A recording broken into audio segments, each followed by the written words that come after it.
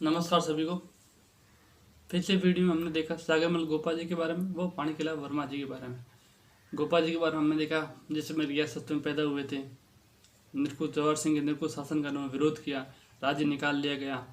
जैसलमेर और हैदराबाद रियासत में इनका प्रवेश प्रतिबंधित था। 1941 में जब उनके पिता की मृत्यु हुई तो ब्रिटिश रेजिडेंस से अनुमति लेके वापस जैसलमेर आया। जैसलमेर में थानेदार गुमान सिंह ने इनको गिरफ्तार किया, उनको अमानवीय अत्याचार किया, उनको जेल में जिंदा जला दिया गया था। फिर माणिकला वर्मा जी के बारे में पढ़ा, उनको मेवाड़ प्रजामंडल के संस्थापक कहा जाता है। इनके दो प्रसिद्ध गीत थे, पंचीटा और अर्जी गीत। पंचीटा भी जुलिया किसान आंदोलन से संबंधित था, वो अर्जी की गीत नानक जी भील को समर्पित था। और माणिकला आदिम जाति जो शोध संस्थान है वो कहाँ है, उदयपुर में संचालित है। इस तरह में माणिकला वर्मा जी, सागरमल गोपाल जी के बारे में पिछले वीडियो में देखा था। इस वीडियो में आज हम गोविंद गिरी जी व मोतीलाल तेजावत जी के बारे में देखेंगे। ये दोनों जनजाति आंदोलन से रिलेटेड नेता है, जो भील जनजाति से रिलेटेड है। इनका संबंध भील जनजाति के आंदोलन से रिलेटेड है। गोविंद गिरी जी और मोतीलाल तेजावत जी। गोविंद गिरी जी के बारे में पढ़ते हैं। जो गोविंद गिरी जी का जन्म हुआ था वो 1858 में हुआ था। बासिया गांव डूंगरपुर में बंजारे के घर इनका जन्म हुआ था। इनके गुरु कौन थे? राजगिरी। जन्म कहाँ हुआ था इनका? इनका जन्म हुआ था 1858, बासिया गांव डूंगरपुर में बंजारे के वहाँ। जो इनका जन्म है 1858, बासिया गांव डूंगरपुर में बंजारे के वहाँ हुआ था। इनके जो गुरु थे, उनके गुरु का नाम था राजगिरी। इन्होंने मेवाड़ व बागड़ क्षेत्रों में भीलों में सामाजिक सुधार हेतु लसाड़ी आंदोलन चलाया। मेवाड़ तो आपको पता ही है, उदयपुर के आसपास क्षेत्र को मेवाड़ कहा जाता था, और मेदपाट या प्रागवट भी कहा जाता था, शिवी जनपद कहा जाता था।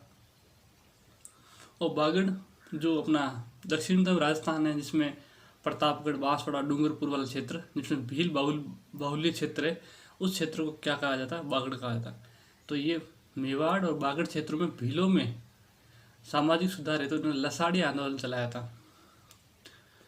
और जनजाति में व्याप्त बुराइयों एवं कुरीतियों को नष्ट करने हेतु उन्होंने भगत आंदोलन चलाया। बहुत बार पूछा गया भगत आंदोलन। तो भगत आंदोलन किसने चलाया था? गोविंद गिरी जी ने चलाया था। ये क्या आंदोलन था? इस भगत आंदोलन में क्या था कि जो जनजातियाँ थी, जैसे भील जनजातियाँ थी, तो भील जनजाति में जो बुराइयाँ व्याप्त थी या कुरीतियाँ व्याप्त थी, उस कुरीतियों को नष्ट करने के लिए, उनको जागृत करने के लिए ये जन आंदोलन था, जिसको भगत आंदोलन कहा जाता है। इस भगत आंदोलन को लोकप्रिय बनाने के लिए, भगत आंदोलन को लोकप्रिय बनाने के हेतु 1883 में संप सभा की स्थापना की गई। ये संप सभा भी कई बार पूछा हुआ, संप सभा किसने स्थापित की थी? गोविंद गिरी जी ने की थी। कब की थी? 1883 में की थी। ये भगत आंदोलन का लोकप्रिय बनाने के लिए, उसको आगे बढ़ाने के लिए संप सभा की थी। मतलब इस भगत आंदोलन का प्रतिवर्ष अधिवेशन होता था। उसी अधिवेशन को क्या कहते हैं? संप। संप का मतलब होता है एकता, भाईचारा। तो सब लोग एकत्रित होते थे और एक सभा करते थे, और लोगों को जागृत करने हेतु गोविंद गिरी जी इनको इस आंदोलन के माध्यम से, इन सभाओं के माध्यम से इन जनजातियों में व्याप्त बुराइयों एवं सामाजिक सुधार करना चाहते थे। तो इस संप सभा के जो प्रथम अधिवेशन हुआ था वो 1903 में हुआ था। लेकिन इसका 1913वां अधिवेशन, जो 1913 ईस्वी में जो अधिवेशन हुआ था, वो अधिवेशन हुआ था मानगढ़ की पहाड़ी पर। जो मानगढ़ की पहाड़ी उस समय गुजरात में थी, लेकिन वर्तमान में ये बांसवाड़ा में। तो इस मानगढ़ पहाड़ी पर जब सभा हो रही थी, तो उस पर अंग्रेजों द्वारा सभा पर गोलियां चलवाई। इसमें 1500 लोग शहीद हुए थे। क्या हुआ? संप सभा की स्थापना 1883 में की गई थी। संप सभा का प्रथम अधिवेशन 1903 में हुआ था, लेकिन 1913 ईस्वी में संप सभा का अधिवेशन कहाँ हुआ था? मानगढ़ की पहाड़ी, जो उस समय गुजरात में थी, लेकिन वर्तमान में ये बांसवाड़ा में है। उस सभा पर अंग्रेजों द्वारा गोलियां चलाई गई और उसमें 1500 लोग शहीद हुए थे। तो मानगढ़ हत्याकांड को बागड़ का जलियांवाला बाग हत्याकांड कहा जाएगा। जिस तरह अमृतसर में जनरल डायर द्वारा बैसाखी के दिन रॉलेट एक्ट के विरोध में जो हुआ, रॉलेट एक्ट और सत्यपाल पिचलू के जो विरोध हो, जिनकी गिरफ्तारी हो चुकी थी रॉलेट एक्ट के दौरान, तो रॉलेट एक्ट में सब वहाँ लोग इकट्ठे उनका विरोध करने के लिए जलियांवाला बाग में इकट्ठा हो चुके थे। फिर जनरल डायर ने चारों तरफ घेर कर और उसमें फायरिंग की थी। तो जो अमृतसर में था, जो 13 अप्रैल 1919 को हुआ था, उसके जैसा ये भी नरसंहार था। तो इसके लिए मानगढ़ हत्याकांड को वागड़ का जलियांवाला बाग हत्याकांड कहा जाता है। वो तो अमृतसर का जलियांवाला हत्याकांड था, जो भारत का जलियांवाला बाग हत्याकांड था। लेकिन राजस्थान में जो जलियांवाला बाग हत्याकांड था वो वागड़ क्षेत्र में, आपको पहले बता दें, जो वागड़ क्षेत्र है, जो अपना भारत, जो राजस्थान का दक्षिणतम पार्ट है, जिसमें 3-4 जिले हैं, बांसवाड़ा, प्रतापगढ़ और डूंगरपुर, इन तीनों को मिलाकर क्या बोला जाता है? वागड़ बोला जाता है। तो वागड़ का जलियांवाला बाग हत्याकांड किसे कहा जाता है? मानगढ़ हत्याकांड को वागड़ का जलियांवाला बाग हत्याकांड कहा जाता है। इनके शिष्य थे पूजा धीर जी। अंतिम समय इन्होंने कंबोई गुजरात में बिताया था। तो देखते हैं वापस गोविंद गिरी जी के बारे में। जो इनका जन्म हुआ था वो 1858 में बासिया गांव डूंगरपुर में एक बंजारे के घर हुआ था। इनके गुरु थे वो राजगिरी थे, और मेवाड़ और बागड़ क्षेत्रों में भीलों में सामाजिक सुधार हेतु इन्होंने लसाड़ी आंदोलन चलाया, और जनजातियों में व्याप्त बुराइयों एवं कुरीतियों को नष्ट करने हेतु इन्होंने भगत आंदोलन चलाया। भगत आंदोलन को लोकप्रिय बनाने हेतु उन्होंने 1883 में संघ सभा की स्थापना की। संघ सभा का पहला अधिवेशन 1903 में हुआ था, लेकिन 1913 ईस्वी के संघ सभा के अधिवेशन में मानगढ़ पहाड़ी पर हुआ, जिसमें जो वर्तमान है बांसवाड़ा में। उस संघ सभा पर अंग्रेजों द्वारा गोलियां चलाई गई, जिसमें 1500 लोग शहीद हो गए। इसी मानगढ़ हत्याकांड को वागड़ का जलियांवाला बाग हत्याकांड कहते हैं। और गोविंद गिरी जी के शिष्य का नाम पूजा धीर जी था, और गोविंद गिरी जी ने अपना अंतिम समय कंबोई गुजरात में बिताया। अब हम देखते हैं मोतीलाल तेजावत जी के बारे में। मोतीलाल तेजावत जी के बारे में, इनका जन्म 1886 में फलासिया ठिकाना के अंदर कोलियारी गांव के अंदर उदयपुर के अंदर हुआ था। इनका कहाँ हुआ था जन्म? 1883 में उदयपुर के अंदर एक गांव है कोलियारी, जहाँ ठिकाना कौन सा था? फलासिया के अंदर जैन परिवार के अंदर इनका जन्म हुआ था। इनके पिता का नाम नंदलाल, माता का नाम केसरबाई, और इनकी पत्नी का नाम लहरबाई था। याद हो सके तो कर लेना। ये भी क्या थे? भील बाउली क्षेत्रों में इन्हें, ये भील बाउली क्षेत्रों के ये नेता थे।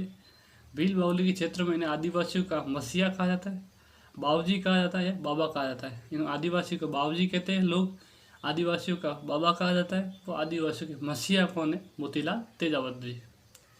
इन्होंने भीलों में राजनीतिक जागृति हेतु वनवासी संघ की स्थापना की। इन्होंने एकी आंदोलन या फिर बहुमत आंदोलन कह दीजिए, या मातृकुंडिया आंदोलन चलाया था, जो 1921 में चित्तौड़गढ़ से मातृकुंडिया नामक स्थान से चालू किया था। इन्होंने कौन सा आंदोलन स्टार्ट किया था? एकी आंदोलन। उसी आंदोलन को बोलते हैं बहुमत आंदोलन। इसी आंदोलन को मातृकुंडिया चित्तौड़गढ़ संचालित होने के कारण इसको मातृकुंडिया आंदोलन भी बोला जाता है, जो 1921 में मोतीलाल तेजावत जी द्वारा चालू किया गया था। जो नीमड़ा का हत्याकांड हुआ था वो एक ही आंदोलन में ही था। एक ही आंदोलन, जो नीमड़ा हत्याकांड हुआ था वो एक ही आंदोलन का एक क्या था? सम्मेलन था नीमड़ा स्थान पर। तो वहाँ पे हत्याकांड हुआ था। वहाँ क्या हुआ था? 7 मार्च 1922 को एक विशाल सम्मेलन हुआ था, और उसी सम्मेलन में पुलिस द्वारा गोलियां चलाई गई, जिसमें 1200 भील शहीद हुए। इसे एक दूसरा जलियांवाला बाग हत्याकांड कहा जाता है। क्या कहा जाता है इसे? एक दूसरा जलियांवाला बाग हत्याकांड। गोविंद गिरी जी वाले को क्या कहा था? वागड़ का जलियांवाला बाग हत्याकांड। इसे कहा जाता है वन मोर जलियांवाला बाग हत्याकांड। ठीक, एक और, एक दूसरा जलियांवाला बाग हत्याकांड कहा जाता है। फिर कहाँ आगे? सिरोही आगे। सिरोही को अपना कर्मस्थली बनाया इन्होंने। दूसरा क्रांतिकारी केंद्र सिरोही को बनाया। इन्होंने एक नारा दिया था, बहुत इंपॉर्टेंट है, हाकिम और हुक्म नहीं। मतलब न ही राजा न ही उनका कोई हुक्म, कि हम न ही राजा को मानते न ही उनका हुक्म मानते। तो हाकिम और हुक्म नहीं का नारा किसने दिया था? मोतीलाल तेजावत जी ने।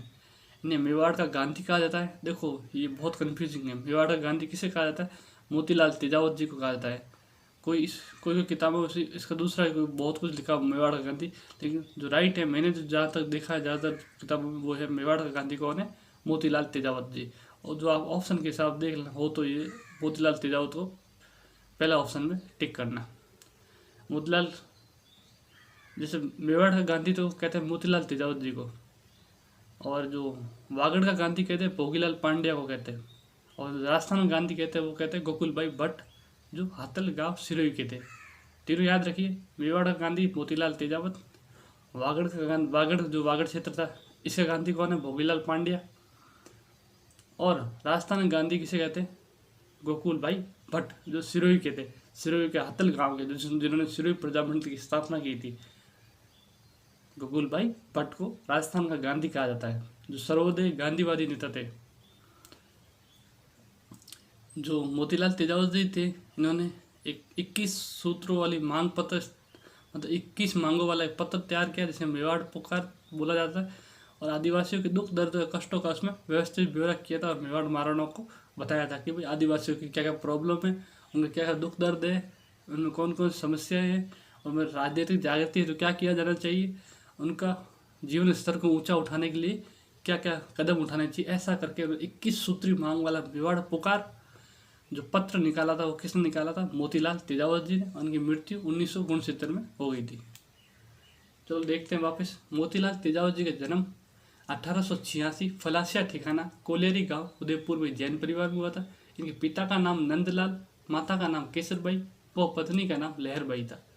भील बाहुल्य क्षेत्र में, जो भीलों के जो जनसंख्या ज़्यादा है, उन क्षेत्रों में इन्हें आदिवासियों का मसीहा, बाबूजी या बाबा कहते हैं।